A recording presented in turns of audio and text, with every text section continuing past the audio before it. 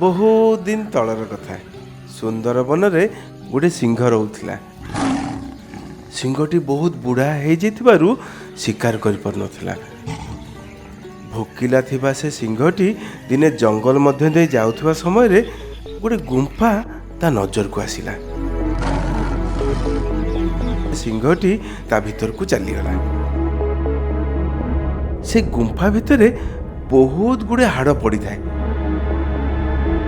ଯାହାକୁ ଦେଖି ସିଂହଟି ଭାବିଲା ଯେ ଗୁମ୍ଫାରେ ସେ ଲୁଚିକିରି ରହିବ ଆଉ ଗୁମ୍ଫାର ମାଲିକ ଆସିଲେ ତାକୁ ମାରିକି ଖାଇଦବ।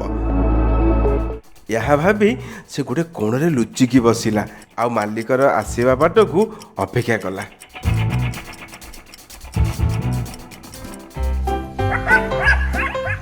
ଗୁମ୍ଫାରେ ଗୋଟେ ଚତୁର ବିଲୁଆ ରହୁଥିଲା। ବିଲୁଆଟି ଯେତେବେଳେ ସନ୍ଧ୍ୟାରେ ନିଜ ଗୁମ୍ଫାକୁ ଫେରିଲା, ତାକୁ ଗୁମ୍ଫା ବାହାରେ ପାଦ ଚିହ୍ନ ପଡ଼ିଥିବାର ଦେଖାଗଲା, ଯାହାକୁ ଦେଖି ତାକୁ ଲାଗିଲା ଗୁମ୍ଫା ଭିତରେ କିଏ ଗୋଟେ ଲୁଚିକି ଅଛି। ବିଲୁଆର ମୁଣ୍ଡକୁ ଗୋଟେ ବିଚାର ଆସିଲା। ସେ କହିଲା, ଏ ଗୁମ୍ଫା, ଆଜି ତୋର କଣ ହେଇଛି? ଆଜି ତୁ ମତେ ସ୍ୱାଗତ କରୁନୁ? ଯଦି ତୁ ମତେ ସ୍ୱାଗତ ନ କରିବୁ ତାହେଲେ ମୁଁ ଗୁମ୍ଫା ଭିତରକୁ ଯିବିନି।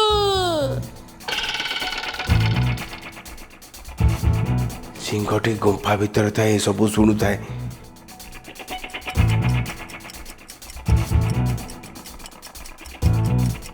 କିନ୍ତୁ ବିଲୁଆଟି ବହୁତ ସମୟ ଧରି ଭିତରକୁ ନ ଆସିବାରୁ ସିଂହ ଭାବିଲା ଏ ଗୁମ୍ଫା ବୋଧେ କଥା କୁହା ଗୁମ୍ଫା।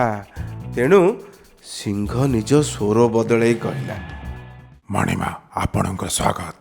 ଆଜି ଆପଣ ଖାଇବା ପାଇଁ କ'ଣ ଆଣିଛନ୍ତି? ଯେମିତି ବିଲୁଆଟି ଭିତରୁ ଏ ଶବ୍ଦ ଶୁଣିଛି, ଜାଣିଗଲା ଯେ ସିଂହ ଗୁମ୍ଫା ଭିତରେ ଅଛି। ସେ ସିଂହର ମୂର୍ଖାମି କଥା ଭାବି ଭାବି ହସି ହସି ଗୁମ୍ଫାଠୁ ବହୁ ଦୂରକୁ ଦୌଡ଼ି ଦୌଡ଼ି ପଳେଇଲା।